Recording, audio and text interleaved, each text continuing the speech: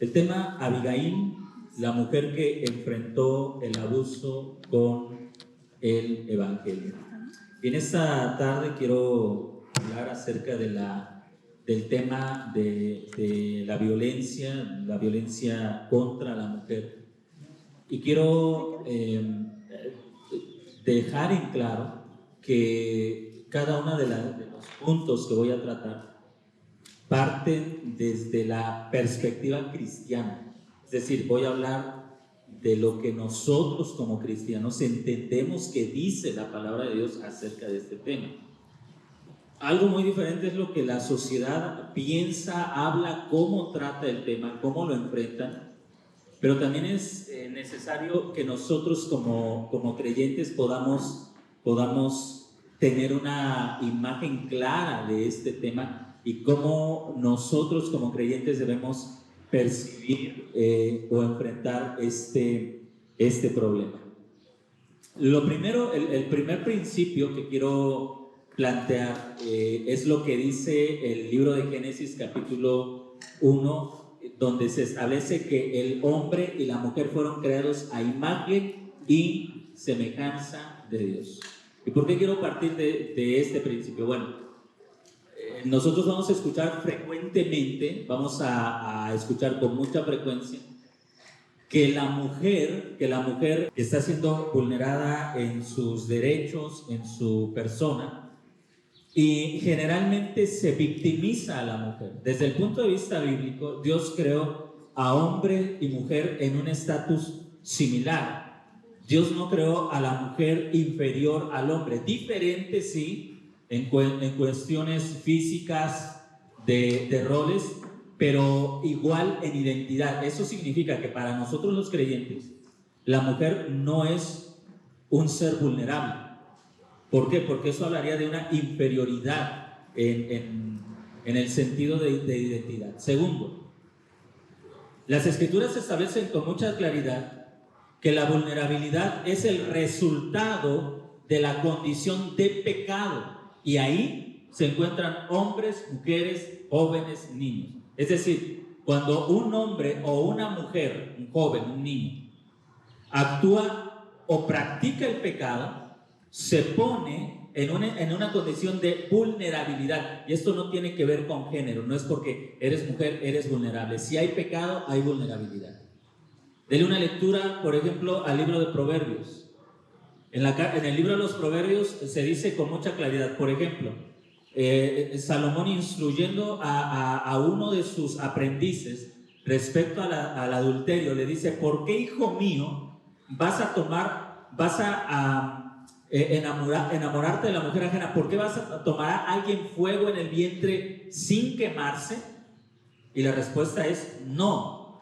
Y luego también añade que el hombre que va detrás de la mujer ajena está poniendo lazo a su vida, está poniéndose en una situación de vulnerabilidad y va a encontrar dolor y finalmente la muerte. Es decir, en la Escritura se nos enseña que el sufrimiento por causa del pecado es una condición tanto en los hombres como en las mujeres, ¿sí? Es decir, la persona que peca, hombre o mujer, va a sufrir. También en el libro de Proverbios, Salomón pregunta: ¿para quién es el ojo amoratado? ¿Para quién el cuerpo adolorido? No es para el que mira el vino, es decir, para el que se emborracha. La respuesta es sí. Es decir, el borracho va a ser golpeado, va a andar en pleitos, va a andar en problemas por su acción pecaminosa de andar emborrachándose. Pero eso no tiene que ver con género. Lo que la Escritura sí nos enseña con claridad es que la vulnerabilidad siempre será consecuencia del pecado. Y Proverbios es una advertencia una y otra vez en contra del pecado que pone a hombres, mujeres, jóvenes y niños en una condición de vulnerabilidad. Distinto a la sociedad, a una sociedad que dice, en pocas palabras, que particularmente las mujeres deben tener derecho a toda clase de vicios y pecados sin sufrir las consecuencias. Ahora, no estoy tratando de justificar, pero lo que intento decir es que a la luz de la palabra de Dios, pecas y vas a sufrir las consecuencias del pecado. Te emborrachas, vas a sufrir las consecuencias de emborracharte. Te adulteras, vas a sufrir las consecuencias del adulterio. Robas, vas a sufrir las consecuencias de robar. Estás destruyendo tu propia vida. Eso es lo que la Escritura establece. Pero la Biblia jamás enseña que las mujeres están en una condición de peligro en relación a los hombres. Nunca lo enseña. Ni en el Antiguo ni en el Nuevo Testamento. La Biblia enseña la completa responsabilidad de hombres y mujeres. Porque ambos, hombre y mujer, a imagen de Dios fueron creados.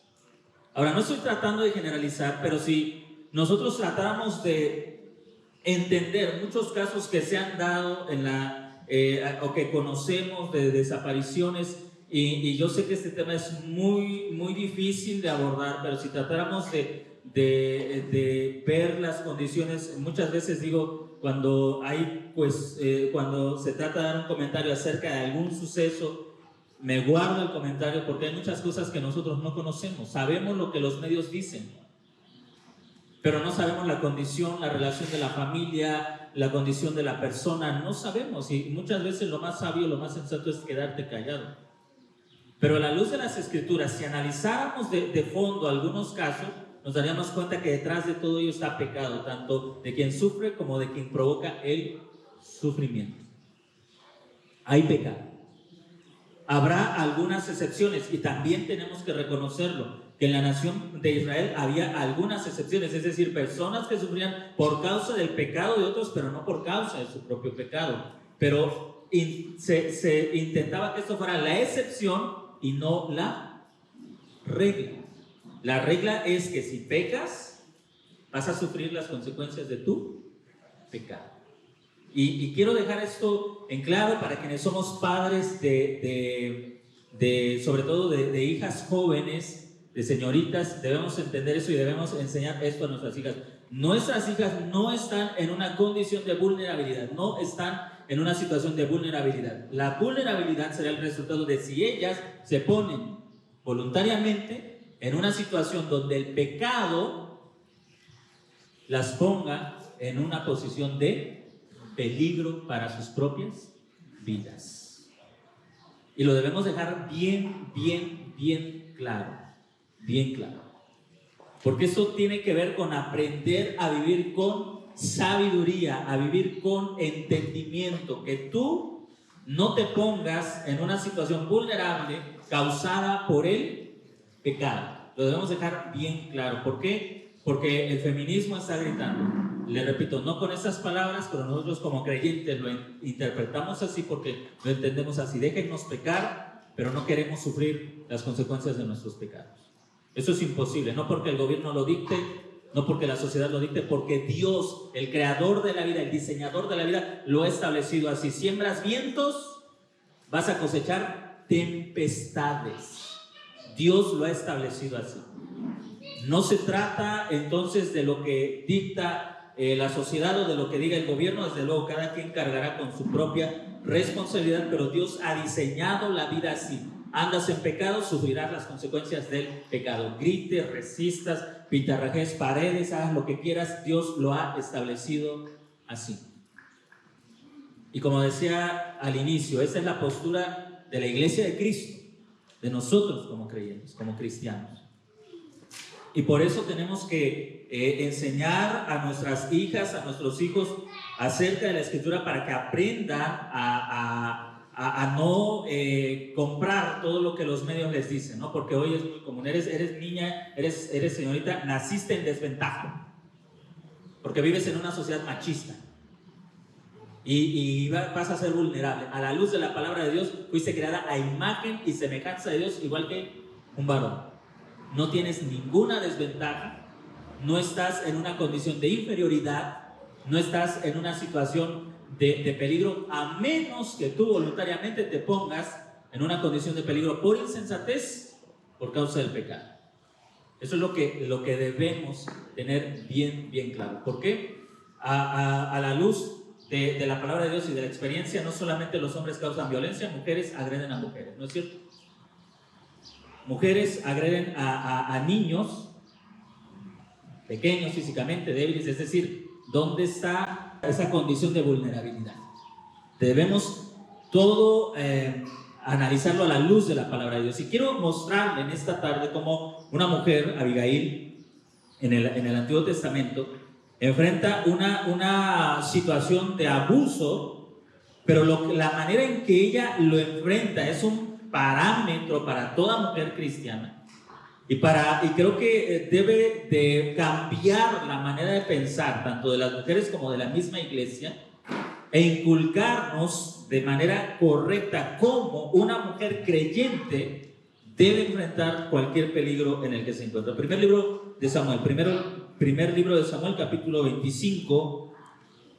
Vamos a tener en cuenta desde el verso 1 hasta el verso 38. No voy a leer todo, pero sí me gustaría que usted lo leyera en casa. Si no conoce la historia, es una historia fascinante, bastante instructiva respecto a confiar en el Evangelio. Y ahorita le voy a decir, porque desde un punto de vista técnico, no estaba el Evangelio en el Antiguo Testamento, pero desde el punto de vista lingüístico, el término Evangelio aparece en el Antiguo Testamento y tiene que ver con una buena noticia respecto a la sucesión o a la llegada de un rey. Y creo que aquí tenemos el Evangelio, así que se lo voy a ir explicando poco a poco. Primer libro de Samuel, capítulo 25, versículos 2 y 3. El contexto es este. Recuerde, David ha sido ungido por Samuel para ser el rey de Israel, pero aún no ha entrado en el ejercicio de esa autoridad. Saúl todavía está ocupando el reino y está persiguiendo a David. En el desarrollo de esa historia, Samuel muere Samuel, pero David ya ha sido ungido. Eso es lo que se nos platica en el verso 1. En el verso 2 se introduce la historia de un hombre, de Nabal, y de principio a fin es la historia de un hombre que es calificado con dos palabras: áspero y malo en sus acciones. Mire lo que dice el verso 2. Había entonces un hombre en Maón que tenía posesiones en el Carmelo, y aquel hombre era muy pudiente, pues tenía 3,000 ovejas y 1,000 cabras y esquilaba sus ovejas en el Carmelo. Aquel hombre se llamaba Nabal, y el nombre de su mujer era Abigail, y la mujer era de buen entendimiento y hermoso aspecto. Pero, note el contraste, pero el hombre era grosero y dado a malas acciones. Espero que nosotros, varones, no seamos como Nabal. Recuerde, esto no es la descripción de un matrimonio entre un creyente y un incrédulo. Ambos son del pueblo de Israel. Ambos son judíos, ambos han conocido la ley. Es muy probable que Nabal era un hombre circuncidado. Es decir, estamos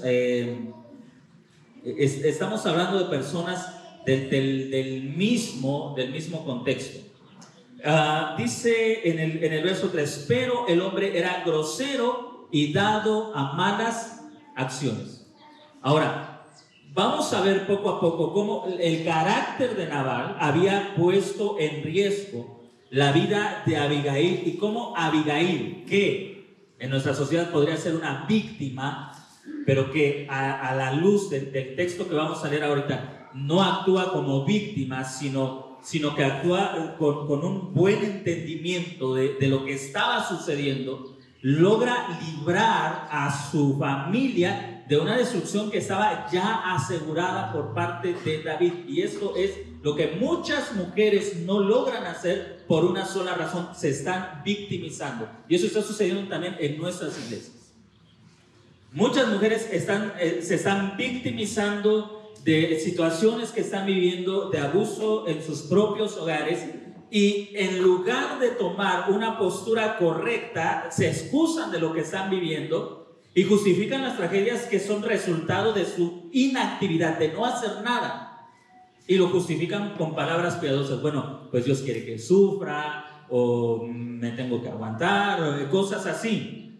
Vamos a ver paso a paso cómo era Nabal. Algunas versiones lo traducen, creo que ahí tenemos, aquí lo tenemos en la imagen. Nabal es descrito como duro y de mala conducta, áspero y malo en sus tratos, grosero y dado a malas acciones. Imagínese, y digo imagínese porque espero que ninguno de los esposos de esta congregación seamos así. Imagínese, mujer, esposa, lo que será vivir con un hombre así, grosero y de malas acciones. ¿qué será vivir con un Nabal en casa?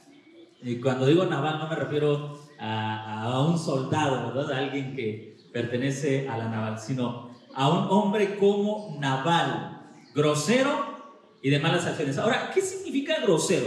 Mire, de lo que vamos a ver que constantemente se le está acusando a Nabal en este texto es de ser un hombre inútil. Ahora, a la luz del contexto, inútil aquí no significa que no trabajaba, porque era un hombre pudiente, así que era un hombre muy entregado a su trabajo.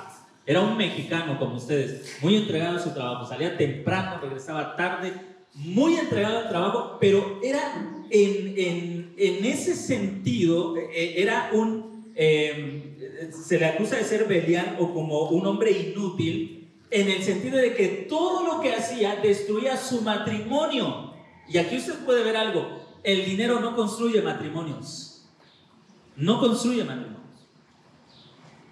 A nosotros también, y esto es algo que también tenemos que luchar contra esa absurda idea, hemos a veces asimilado la mentira de que el dinero nos va a dar un buen matrimonio.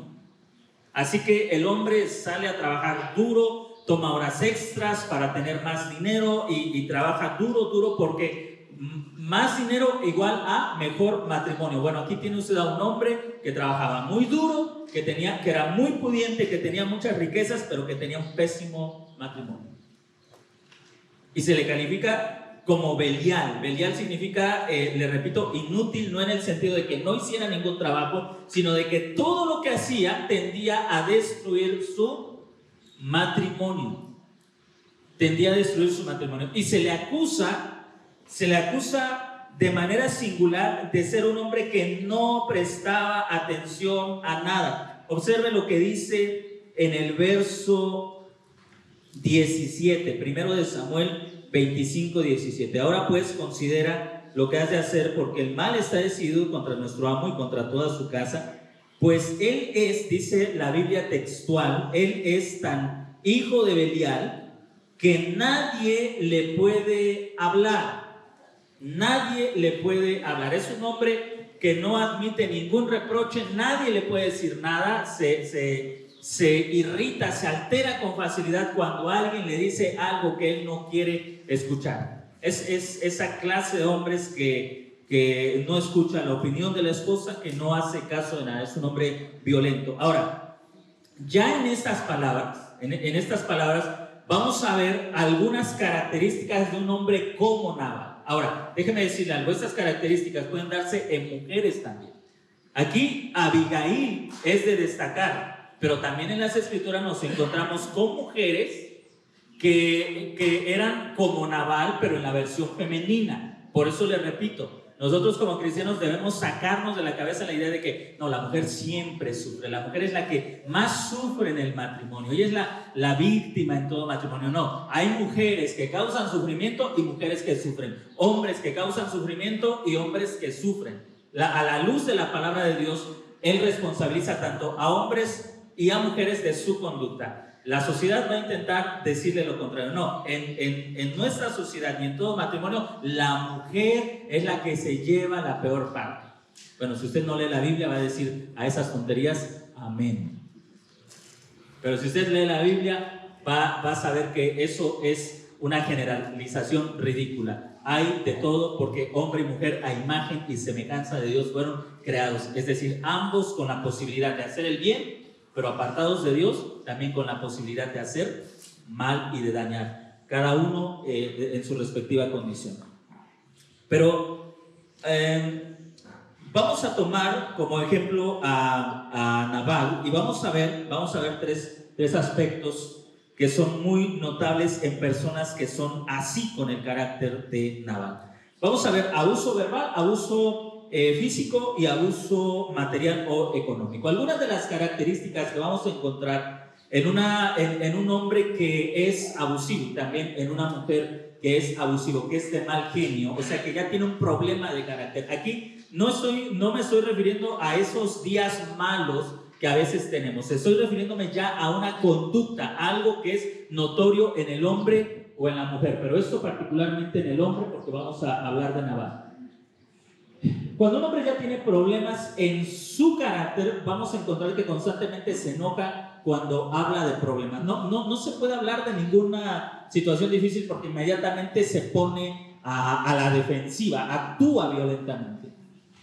Esto va a mostrar esta conducta. Grita y grita, es decir, va a comenzar a levantar la voz, a gritar para amedrentar, va a insultar, a ridiculizar a la otra persona, va a intimidar con arrebatos de ira, de mal genio, se va a burlar y va a menospreciar las cosas que la otra persona está realizando.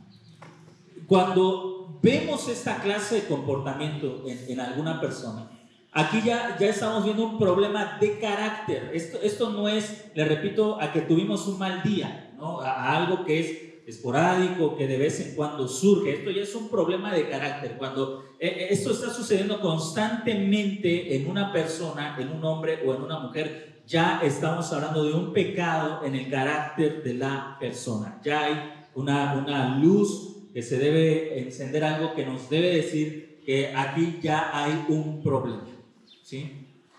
Que aquí ya tenemos un problema.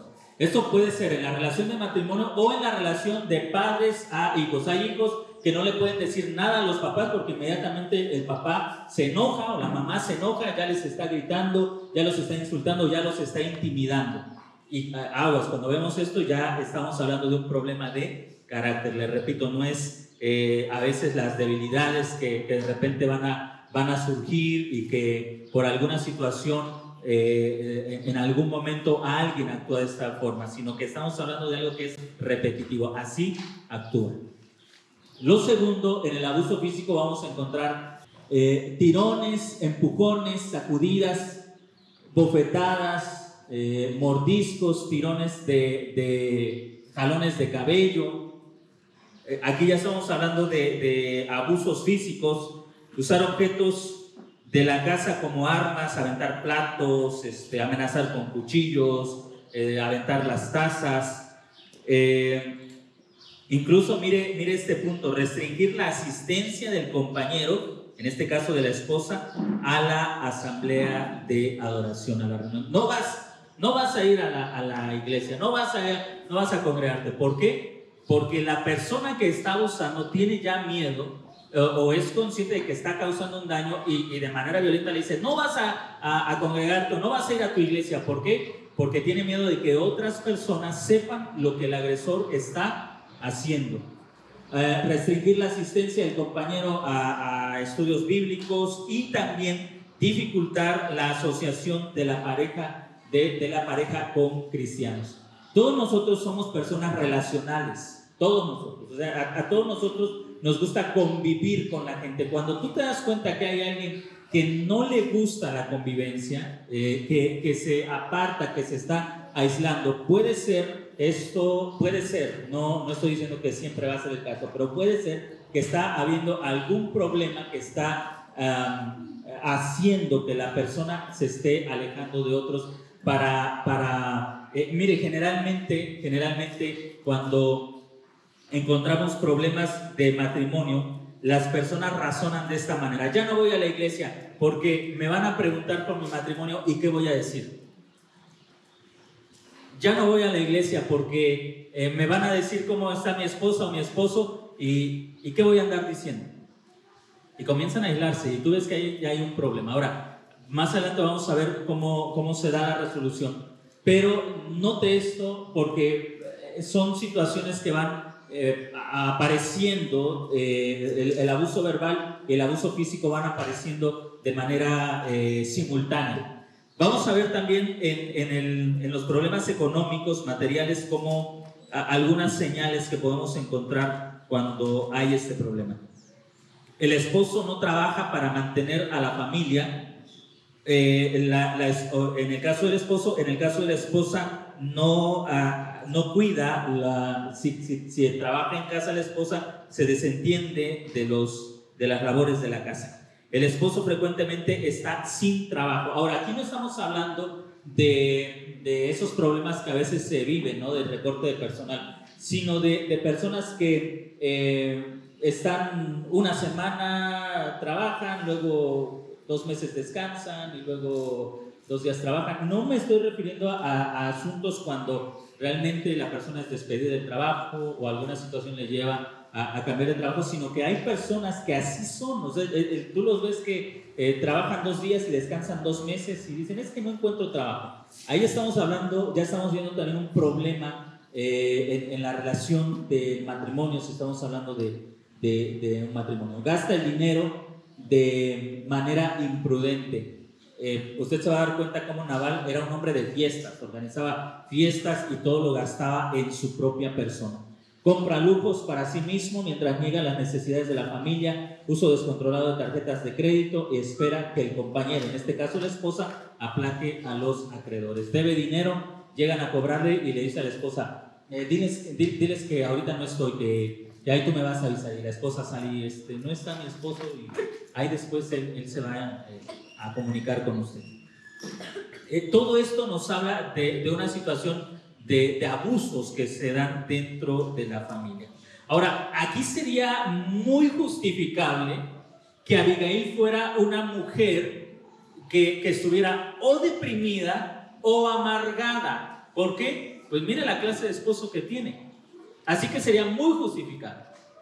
Pero lo que vamos a ver es que Abigail ni estaba deprimida ni estaba amargada. ¿Cómo es posible que teniendo un esposo que es descrito con 2 palabras o con 3, que es un Belial, es decir, es un inútil en cuestiones del matrimonio, no sabe cómo tratar a su esposa, no sabe cómo resolver los problemas, no sabe escuchar? ¿Cómo es que siendo un hombre tan inútil en ese sentido, no en el sentido económico, porque Nabal era todo un trabajador, era un hombre pudiente, que había mantenido y hecho crecer su negocio, su riqueza, pero en el sentido de las relaciones del matrimonio y del trato con las demás personas era un completo inútil? Por eso le digo, espero que ninguno de los hombres que estamos aquí seamos como Nabal.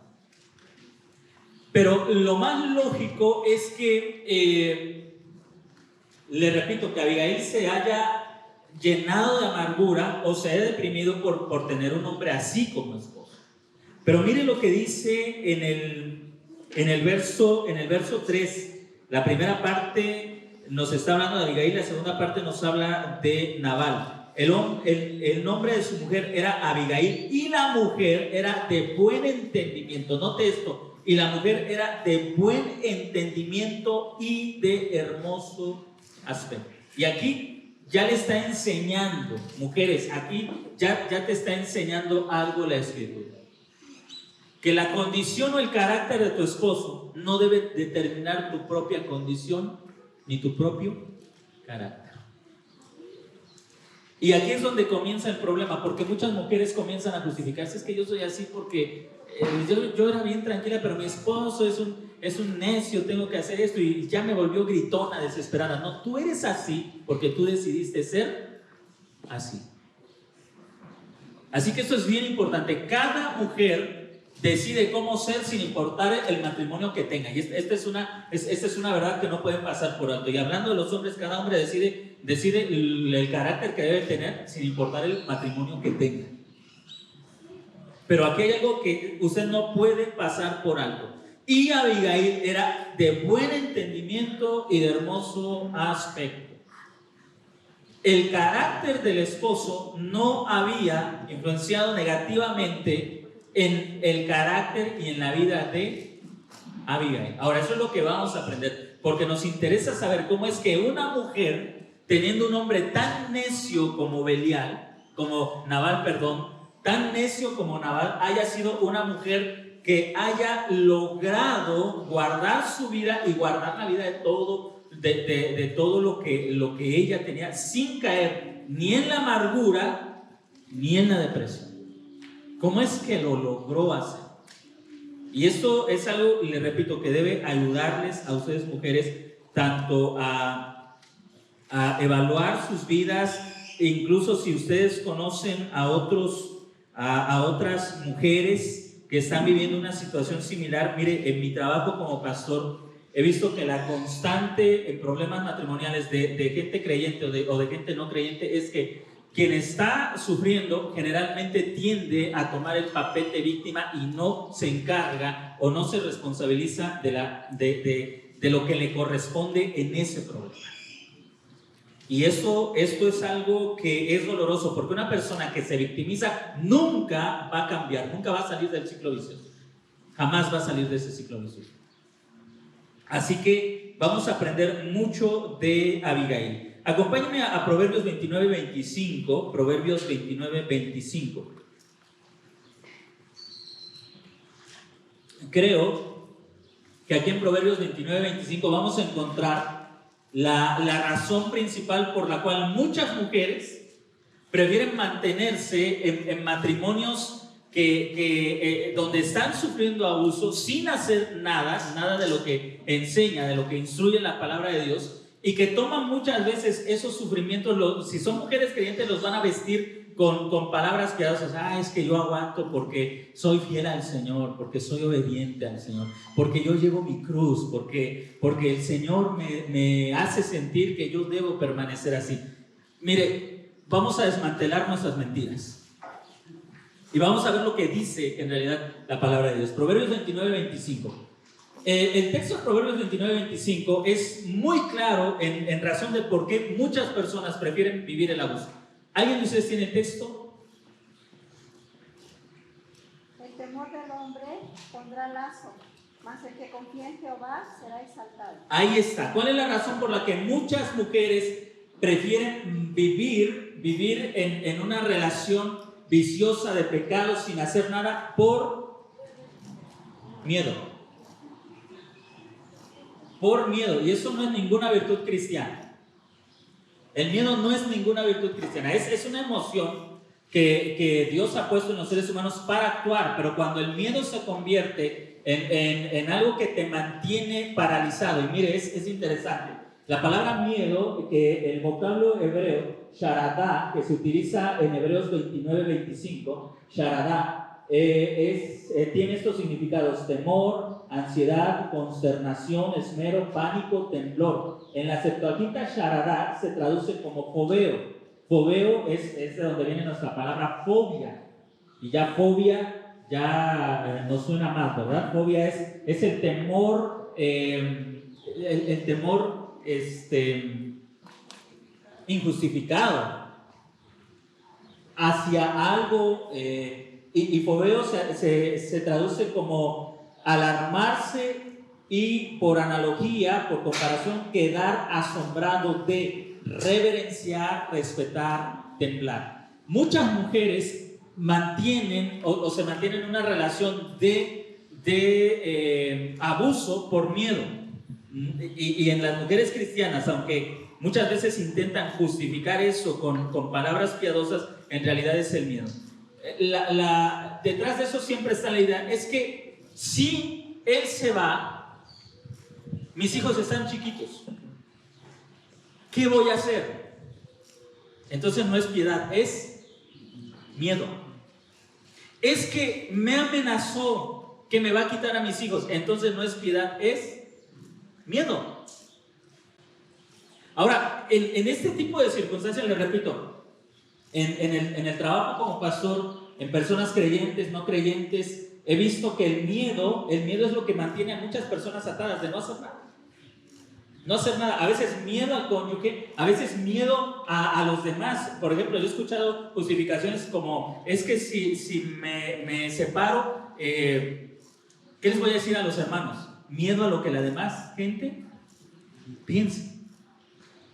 ¿Qué le voy a decir a la iglesia? Entonces, eso no es piedad, eso es miedo. Y el que le tiene miedo al hombre cae en lazo. Aquí tenemos una frase que nos deja ver a una persona que por miedo a otra, él mismo mire, podría ser como una imagen chusca, ¿no? Está viendo la persona a su agresor con un lazo para atarlo, y entonces por el miedo dice: no me ates, yo mismo me ato para que tú me hagas todo lo que quieras. Eso es lo que muchas personas llegan a hacer. En el miedo a otra persona, en este caso que estamos hablando del matrimonio, terminan permitiendo y justificando todas esas acciones por miedo. Y le repito, tenemos que desmantelar nuestras propias mentiras cristianas, que las tratamos de vestir con piedad. No, es que yo estoy orando. Esa es la que más me gusta y la más repetida. Yo estoy orando, ya lo puse en las manos del Señor. ¿Sabe qué le hubiera pasado a Abigail si se hubiera puesto a orar? La hubieran matado. Pastor, ¿qué está diciendo? ¿Que no debemos orar? Que la oración no es la solución, es nuestra relación con Dios, para que usted también tenga valor de hacer lo que debe hacer. Pero si Abigail se hubiera puesto a orar cuando tenía que hacer algo, la hubieran asesinado junto con el resto de la casa.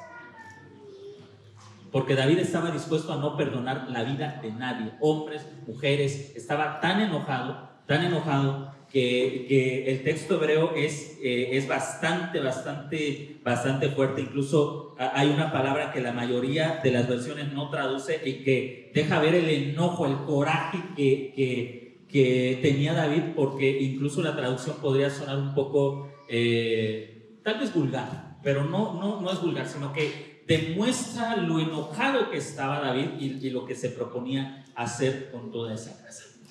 Pero le aseguro, si Abigail se hubiera puesto a orar, la hubieran matado. Y muchas mujeres están en esa justificación. Señor, ¿por qué me está yendo así si yo oro y te pido y estoy orando, Señor, y estoy orando? Y no sabe cuántas veces he escuchado a personas que en alguna situación, un problema de matrimonio, en un problema de relación, les digo, mire, tiene que hacer esto, usted tiene que hacer esto y esto. Sí, pastor, ¿cómo están con ese problema? Estoy orando. No esperes entonces nada. Porque como he dicho en otras ocasiones, si la oración fuera lo único que Dios demanda de nosotros, no tendrías una Biblia con 69 libros. Tendrías un libro con una página que diría orad sin cesar. Y eso sería todo lo que tendrías que leer. Pero tienes un libro con 69 libros y la mayoría de ellos son instrucción. Es enseñanza. Porque hay mucho que aprender si quieres cambiar tu estilo de vida.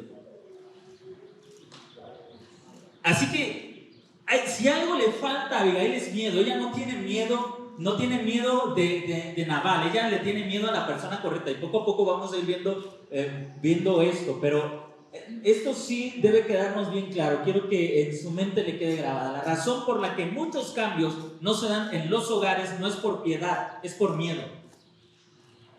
Es por miedo de enfrentar el problema en el matrimonio, por miedo de enfrentar a los hijos, por miedo de corregir, por miedo de hacer algo. Por miedo hay muchos pecados que se toleran en los hogares y que le vamos a buscar otra justificación. Yo estoy confiando en el Señor, yo ya lo puse en las manos de Dios, yo le estoy orando, yo dejo que el Señor intervenga, yo busca los calificativos que quieras. Hay una sola razón y la Biblia dice, no es cierto, es que tienes miedo a la persona incorrecta. Ahora, ¿qué es lo que sucede? Vamos a ver cómo reacciona Abigail. El miedo provoca que una mujer magnifique a su cónyuge, pero vamos a ver primero la reacción de Abigail. Versículo 17. Primer libro de Samuel, capítulo 25, verso 17.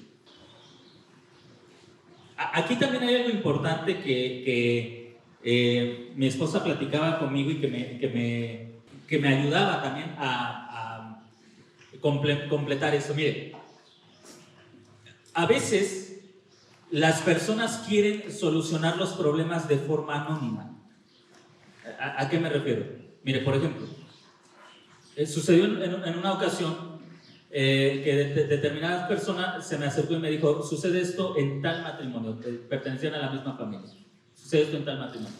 Bien, vamos a hablar y va usted también para que se hable el asunto. No, yo no quiero tener problemas. Yo no voy a solucionar lo que las personas que saben que está pasando no quieren hablar. ¿Sí me está entendiendo?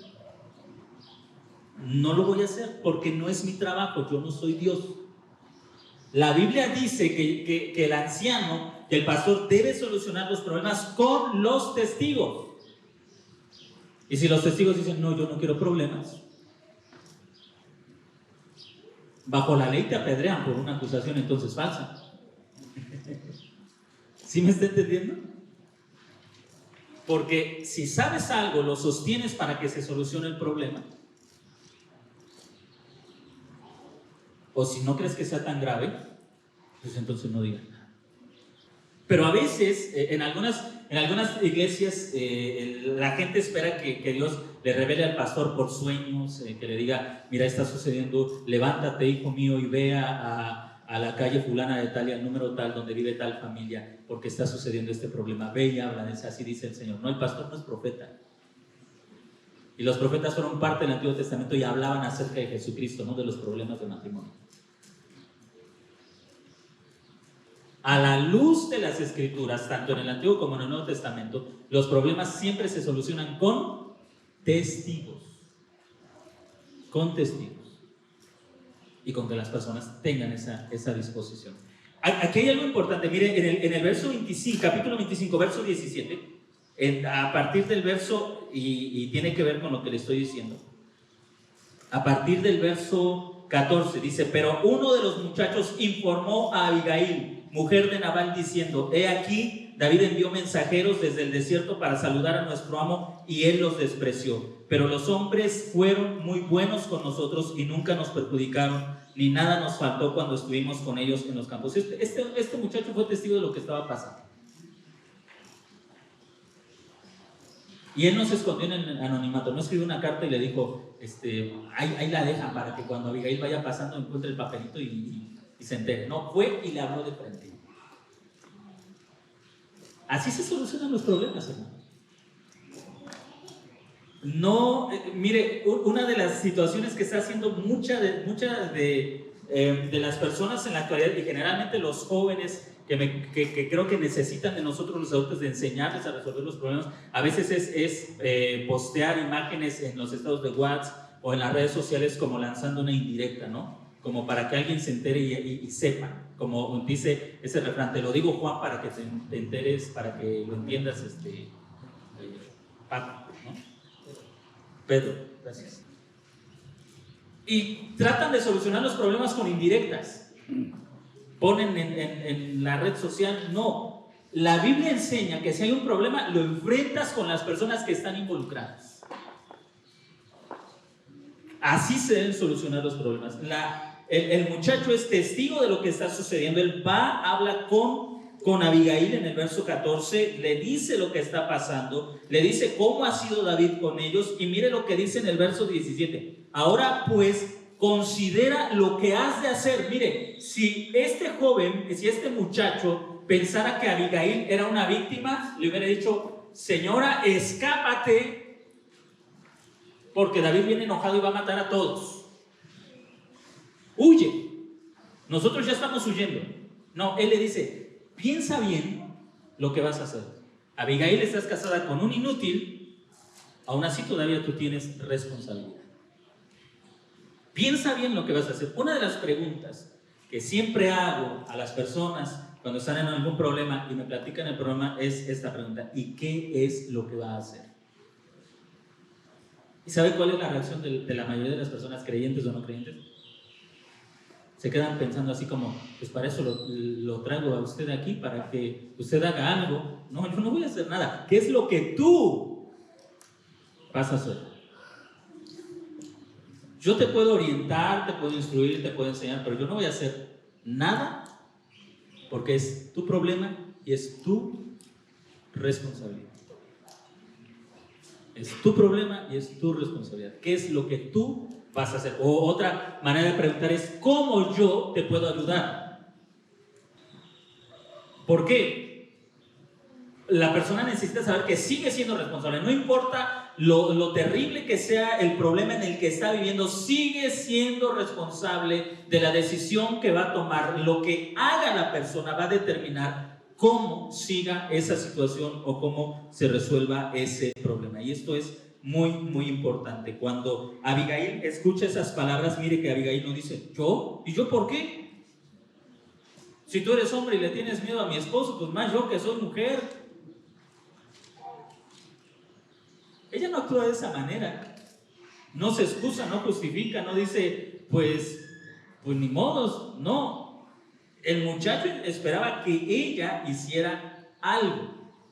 Y aquí es bien importante. Miren, si usted va a ayudar a una persona a salir de un ciclo de abuso, usted tiene que partir de esto.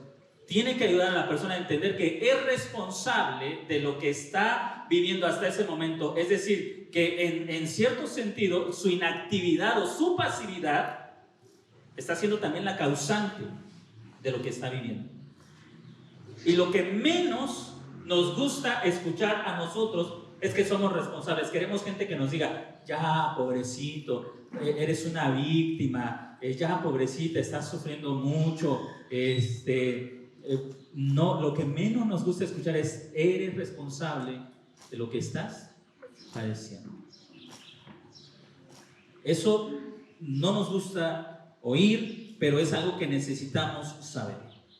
Necesitamos saber, una persona, una mujer que está involucrada en un problema matrimonial, en el pecado del esposo, de cualquiera sea el pecado, ella es responsable por su pasividad, por su inactividad, por su tolerancia y muchas veces por el encubrimiento. Y vamos a ver más adelante cómo muchas mujeres encubren el abuso de los esposos y luego esperan que otros hagan algo sin que ellas hablen de manera abierta de lo que está pasando y sin que busquen una solución. ¿Qué es lo que hace Abigail? Lo primero que vemos es que ella actúa con sabiduría. Mire lo que dice el verso 18. Ella es una mujer, recuerde, sensata, es una mujer prudente. Verso 18.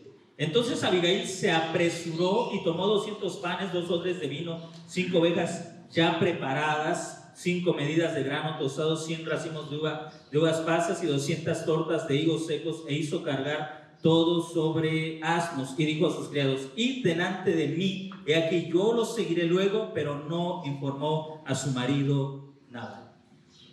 Ahora ella ya tenía planeado algo, y le voy a explicar. Ella no está actuando por impulso. Si usted recuerda, al inicio del estudio le decía, Samuel acaba de morir, Saúl está persiguiendo a David, así que lo más razonable era 2 cosas. Cuando ella se entera de lo que David piensa hacer, ella podía correr hacia donde estaba Nabal y decirle, Nabal, ya escuchaste lo que David piensa hacer, tú nunca haces nada, eres un inútil, nunca me escuchas, nunca oyes a nadie, no te importa lo que nos pase. Pudo gritar, no lo hizo. Pudo correr hacia donde estaba Saúl. Mi señor, mi rey, yo sé que usted es el rey sobre toda la tierra de Israel y sé dónde está David, ese malvado que quiere destruir a mi familia, a mi casa. Yo se lo entrego. ¿No era también una respuesta posible? Podía hacerlo, pero no lo hizo. ¿Qué es lo que hace? Busca a David. ¿Por qué? ¿Lo quiere seducir? No. ¿Qué es lo que ella está viendo? ¿Qué es lo que ella sabe que Nabal pasó por alto? Mire lo que dice el verso 28. Primer libro de Samuel, capítulo 25, verso 28. Aquí está el evangelio. Mire lo que dice el verso 28. Te ruego que perdones la transgresión de tu sierva, por cuanto el Señor hará ciertamente a mi Señor una casa segura. ¿Sabe qué le está diciendo? David, yo sé que tú eres el rey que Dios ha escogido para esta tierra. En otras palabras, tú eres el Mesías de nuestra tierra. ¿A quién se está acercando? Recuerda que el término Mesías significa ungido. Y David había sido ungido para ser rey. Tú eres el rey de esta tierra. ¿Está usted viendo el evangelio? Eso es el evangelio. El evangelio es la gran noticia de que un rey justo viene a tomar autoridad sobre una tierra que está desordenada. Ahí está la base sobre la cual esta mujer, Abigail, va a tomar cada una de sus decisiones. Sabe quién está en control de la situación. No es Nabal, no es Saúl, es el rey que Dios ha designado por su propia mano, y ese rey es David. ¿Sabes quién es el rey que está bajo control? Jesús. No es Barbosa, no es Andrés Manuel, no es Tepole, es Jesús. Ninguno de ellos ha sido invitado a sentarse a la diestra del Padre. Ninguno de ellos. Solamente Jesús. Él está en control. Esto es lo que le da certidumbre a esta mujer. Sabe quién es el rey mesiánico. Eso es evangelio. A menos que una mujer entienda quién está al control, va a saber qué hacer y va a actuar con sabiduría. Si no lo entiende, todo lo que haga va a ser el resultado del miedo, va a ser lo que siempre hace. Tratar, mire, sería una pérdida de tiempo si Abigail va con Nabal y comienza a gritarlo, comienza a llorar delante de él. Una y otra vez se nos ha dicho esto acerca de Nabal: es un hombre que no escucha a nadie.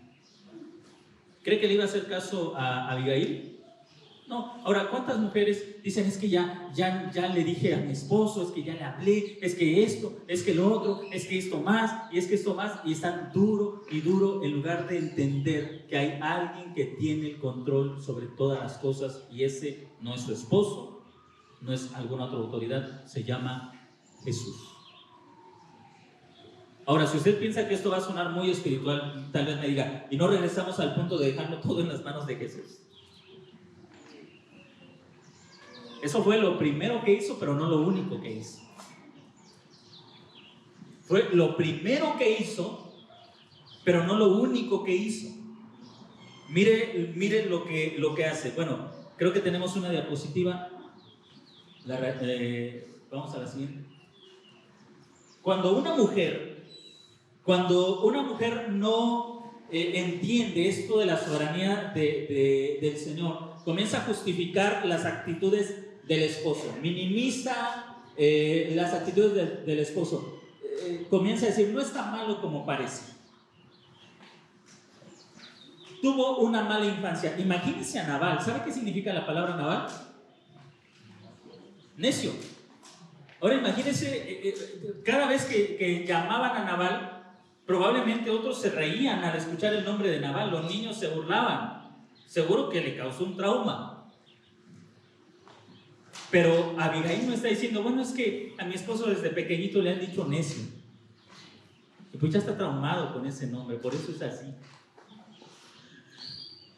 Ella no justifica, no dice tuvo una mala infancia, es que está demasiado cansado, mi esposo no es así, pero está demasiado cansado, por eso ahorita me habló así, por eso aguas con justificar. Cuando están involucrados en niños, la recomendación que doy es: no justifique los pecados de su cónyuge. ¿Por qué? Porque los niños comienzan a asimilar y a creer esas justificaciones. Tu papá no es así, ya ves, te regañó así o nos gritó así porque viene cansado. Si lo ven cansado, mejor no le digan nada. Se está justificando el pecado. Y entonces, ¿qué cree que va a pasar? Esa mentira va a quedar grabada en el niño, en la niña, y cuando crece, pues sigue en ese mismo ciclo. El pecado es justificado porque está demasiado cansado, tiene mucho trabajo, cuando no está cansado es buena persona, sus amigos influyen en él o en ella. Mire, cuando se empieza a justificar la persona, aquí estamos hablando ya de problemas serios. Por ejemplo, hay un problema en el matrimonio, tal vez el cónyuge, alguno de los dos deja de asistir a la congregación y se le pregunta a alguno de los cónyuges: si el esposo o tu esposo o tu esposa, ¿cómo está? Está bien, no pudo venir porque se sentía mal. Siguiente domingo, lo mismo, siempre se siente mal. Hay justificación. ¿Cuál es el problema con eso? Estás tolerando el pecado. Estás tolerando el pecado. Es decir, tú mismo, la misma persona, está diciendo: está bien que mi esposo o que mi esposa sea como es. Se está tolerando el pecado. Vamos, creo que hay un tema. No puede evitar actuar de esa manera porque esas personas no fueron razonables, ¿no? Sí, le pegó así a mis hijos porque les pegó con mucha violencia porque no entienden, está justificando. O le gritó así a esa gente porque son muy tontos, él tenía que hacer algo. ¿Se acuerda de un problema que salió ahí en las noticias acerca de un hombre que golpea a una mujer y luego dice: es que yo no la golpeé, golpeé el camastrillo, me parece, porque ella le dijo de cosas a mi esposa y a mí. Cuando no se acepta el pecado en el carácter, siempre va a haber una justificación. Él o ella tiene problemas en el trabajo, él o ella estaba borracho, él o ella estaba drogado, no sabía lo que hacía. Esta es apenas una lista de muchas justificaciones que se van dando. Pero ¿qué es lo que hace Abigail? Observa lo que dice, capítulo 25, versículo 25. Te ruego, Señor mío, no prestes atención a Nabal, ese hijo de Belial, porque conforme a su nombre así es. Nabal es su nombre y la necedad está con él. ¿Sabe qué es lo que hace esta mujer? Ella no tolera el pecado del esposo. Ella dice, él es insensato, pero yo no soy así. No lo justifica. Ay, mi señor, es que tenía una fiestecita y se durmió muy noche. Yo creo que ni entendió bien a tus muchachos. O estaba muy gastado porque ha hecho muchas fiestecitas, pero vamos a ver en qué te juntamos. No lo justifica. Él dice, este es un inútil, este es un hijo de Belial, pero yo no soy así. Ella está haciendo una distinción entre él y ella. Muchas mujeres, y esto suele ser el caso de hombres y mujeres, pero en este caso que estoy hablando del abuso hacia la mujer, muchas mujeres suelen hacer del pecado del esposo su propio pecado.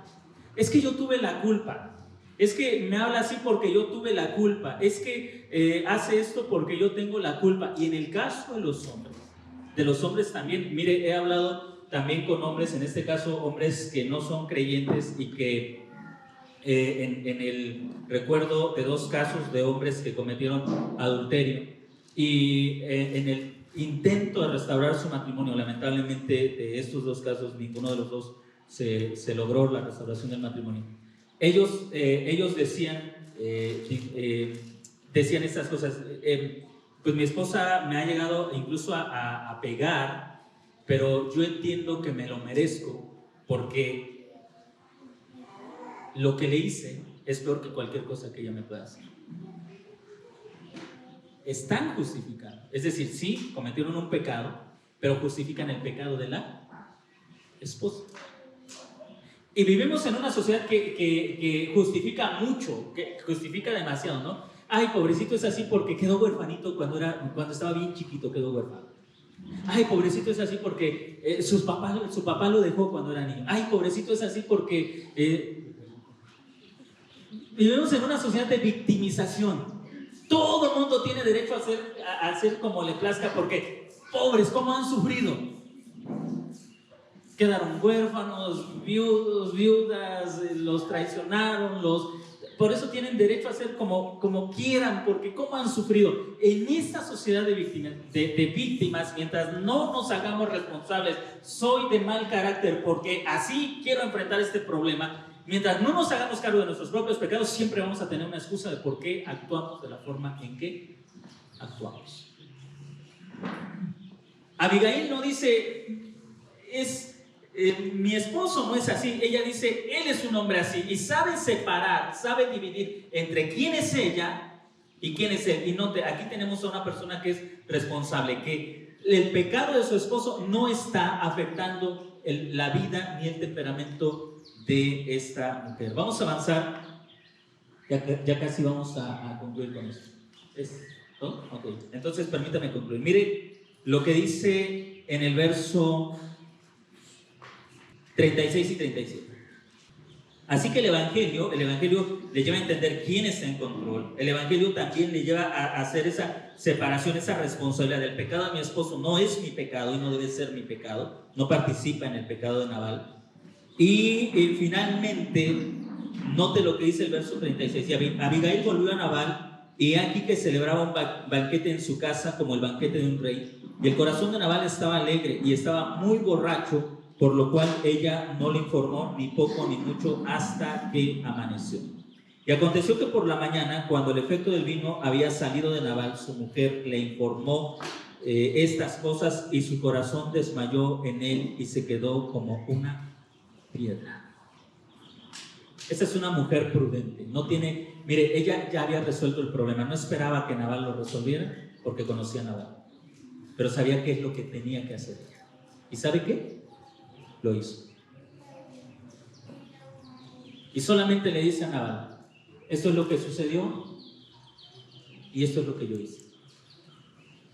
Salvó la vida de Nabal de morir en manos de David y salvó a toda su casa. ¿Sabe cuántas mujeres ven destruir sus propios hogares con una mentalidad de víctimas? Ven cómo su hogar se cae a pedazos y dicen, es que yo no puedo hacer nada. Es que con él no se puede hablar. Es que, ¿qué puedo hacer yo? Es que eso, es que lo otro. Y ven cómo poco a poco el hogar se está destruyendo. Y siempre la misma justificación. No puedo hacer nada. A la luz de esto, ¿es Abigail una víctima? Ella se humilla delante de quien se tiene que humillar. Y no fue Nabal, no fue Saúl. Fue el rey mesiánico. ¿Sabe usted quién es ese rey mesiánico?